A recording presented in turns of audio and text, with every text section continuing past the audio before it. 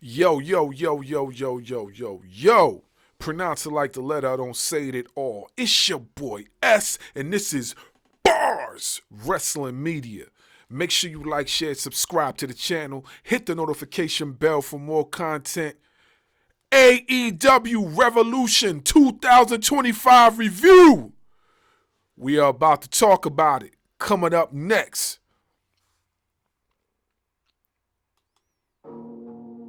Yeah. It's your boy S. Theo got that sound, boy. About to stack up them commas. We back. So, this review is as follows. I am not going to go in no grammatical order, numerical order, whatever. I'm just going to go off of what's in front of me and how it is placed in front of me. We're going to talk about all these matches and what could possibly take place later on. So let's start off with the woman. Mariah May versus Toni Storm. Yo, I'm going to tell you like this, right? If you got sensitive eyes, then I suggest you don't watch this match. I ain't saying don't watch the paper. I'm just saying this match was rough. It was rough. Not in a bad way, though, but it was rough. There was one part of the match where they literally took a scene off of Kickboxer. If anybody's seen the movie Kickboxer with Jean-Claude Van Damme and Tung Po, where they had their hands wrapped and their hands was dipped in glue or some sort of sticky substance or sticky paste, whatever you want to call it, and they dipped their hands in glass. They did the exact same thing. They did the exact same thing. I am not lying. They did the exact same thing. And this was definitely diabolical.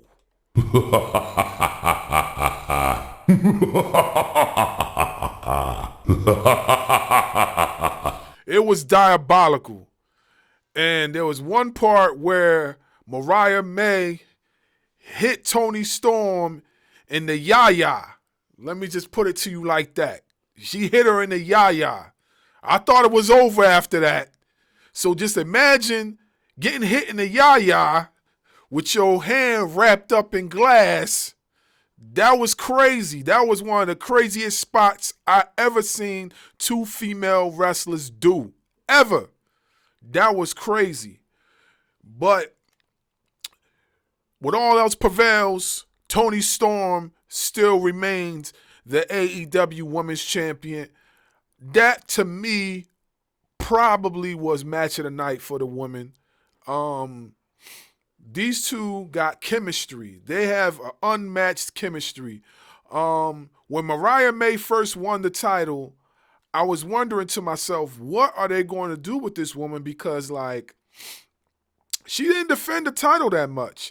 I mean, she had a few feuds here and there, but it was never nothing that had any type of long significance, which led me to think that they were always going to lead up to a final between these two. Most likely. They was going to lead up to a final between these two, and that's what they did. But I'm got a funny feeling that there's more to come when it comes between these two wrestlers. But the match was fire. I gotta give it up. It was crazy, crazy, crazy, crazy.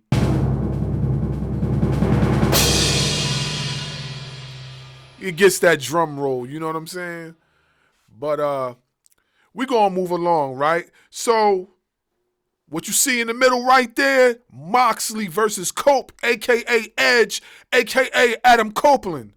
So let me just tell you this, right? The match was good. It was okay. It was all right at best. A lot of things happened in that match. Christian interfered, which we kind of knew was going to happen. Like, if you was with me on the live the other night, you would have known that we were anticipating Christian appearing and interfering in the match, which he did, signed off on the contract and whatnot, and entered the match and made the match a three-way. Then later, Jay White made his appearance felt, which evened the odds. But Moxley prevailed as the champion after Wheeler Yuta came through with the Psycho knee and helped Moxley retain the World AEW Heavyweight Championship. But now we know who Moxley will be facing, and we are going to skip and talk about that right now. So, how this connects to the Moxley and Cope match? Well, I'm going to tell you. Swerve Strickland versus Ricochet for the #1 contendership. Hey, let me tell you something right here. This match was crazy. If you knew these folks when they wrestled in Lucha Underground, then you will understand why I was so hyped about this match as I was watching it in its entirety last night. Big shout out to everybody that was in the live with me. We was all having a good time, you know what I'm saying? I would like to tell you, I go live at every pay-per-view. I go live on TikTok. We have fun. We crack jokes. We discuss. We watch the pay-per-view with one another while I'm on live. But getting back to what I was saying. So this match was crazy. If you followed them on Lucha Underground, then you will understand. This match was crazy. A lot of spots was thrown. Like at one point, I thought Ricochet was going to take it. But Prince Nana got hit somehow within the match, which led up to him leaving for a short stint, then coming back, trying to snatch the robe, which led up to Swerve Strickland prevailing, and the rest is history. But it was a great match. Great match. Now we know who will face Moxley next, which will be Swerve Strickland. I'm predicting Swerve will regain the AEW championship against Mox. But I do believe that it is not over between Ricochet and Swerve Strickland. Moving forward, right? Let's talk about MJF versus Hangman Page. Listen, these two guys were the pinnacles of AEW when it first came out. At AEW's inception, these two guys were the front runners. These two guys were what AEW was built upon. Those two guys, and there's a few others. Now, let me tell you, this match was wild. Was wild. We knew it was going to be wild, and it did not disappoint. Hangman Page won. There was a point in the match where there was some spot, I can't remember off the top of my head, but there was some spot that happened that I thought Hangman was done for, but he definitely prevailed in that match. Moving forward, Brody King versus the Rainmaker. Let me tell you, if you want to talk about hard hitting, this was the match right here. These guys were slapping the crap. You would have thought they were a part of Power Slap, the way they were chopping each other during the match. I mean, pop, pop, pop, pop, pop, pop, pop, back and forth. It was crazy. Rain Man prevailed over that, though, but it was a great match. I'm expecting Brody King to definitely get a singles title run very, very soon on the main roster. Moving forward, Kyle Fletcher versus his running buddy,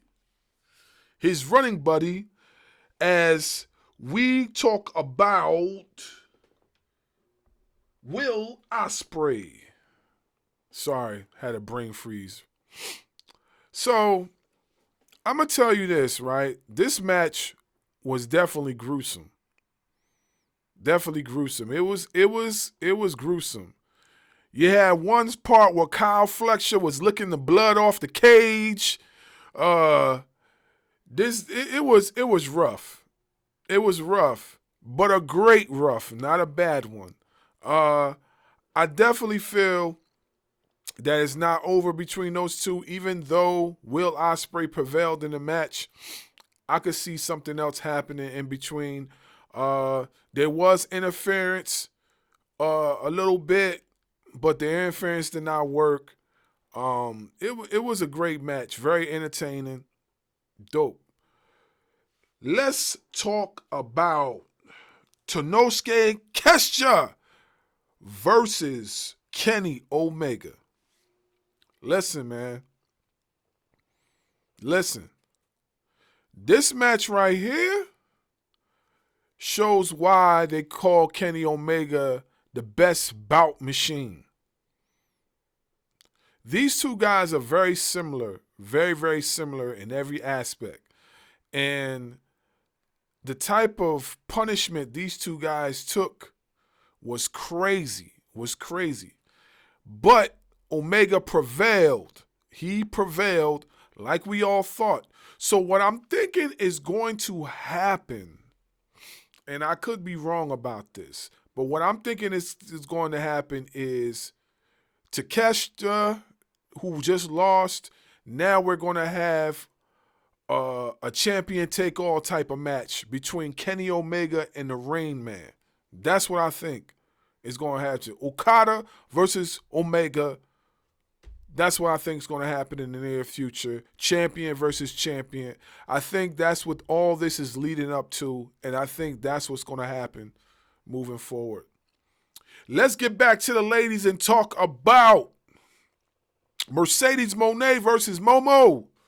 I cannot pronounce the rest of the name. Please don't get mad at me. I didn't want to pronounce the rest of the name because I don't want to butcher it. So I know how to say Momo, so I'm going to say Momo. So Momo versus Mercedes Moné. This is what strong style is all about because these women was going at it.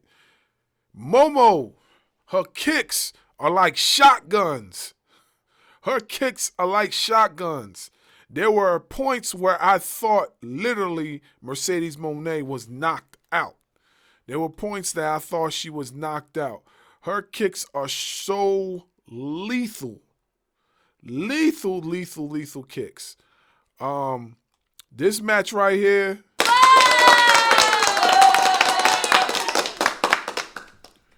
Standing ovation.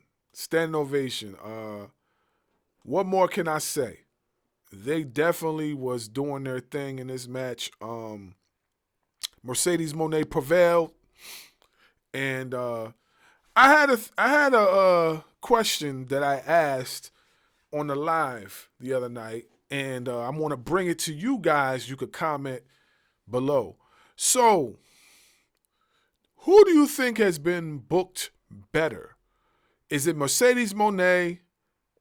Or is it Toni Storm? And also, does it seem to you that Toni Storm has the better storylines, but Mercedes Moné has the better matches? Comment below. Let me know what's up. Moving along, right? The Hurt Syndicate. We heard people. Boom, boom, boom, boom, boom, boom, boom, boom, boom, boom. Versus the Outrunners. Let me tell you this. Hurt Syndicate's going to have these belts for a while. Ain't nobody taking these belts from Hurt Syndicate no time soon. Nobody. It was a good match from the Outrunners. Outrunners are very entertaining. And I did not expect them to be this good against the Hurt Syndicate, my fault. But it was a dope match. Very dope match. Hurt Syndicate prevailed. I would like to see who they're going to put in front of the Hurt Syndicate next. Yeah, so I hope you enjoyed the review because I definitely enjoyed letting y'all know what was up. We had a live last night and we was talking about Revolution and it was fire. We was literally on this live until like almost 2:30 in the morning. Nobody wanted to leave. It was over. It had to be at least, at one point, it was like 30 people on the live. I lied to you not. We had a panel of at least 4 to 5 people on the panel, on the guest section, and we had plenty of people in the comment section, and it was lit. It was lit. If you would like to comment about wrestling or talk about wrestling or just want to hang out, I'm on the live on Mondays, Wednesdays, Fridays, and every wrestling pay-per-view. I'm on the live on TikTok. Make sure you follow me on there. Also, make sure you follow me on Facebook and Instagram at BARZ Wrestling Media. You know what I'm saying? And make sure, if you're a big fan of professional wrestling, or you're a content creator of professional wrestling, or you just like to talk wrestling, period, make sure you follow the BARZ Wrestling Media Facebook page, where you can share wrestling content. And if you're a wrestler, you can share your content, and amongst other things. It'll be greatly appreciated. We have 235 members. We are trying to hit the 1K mark.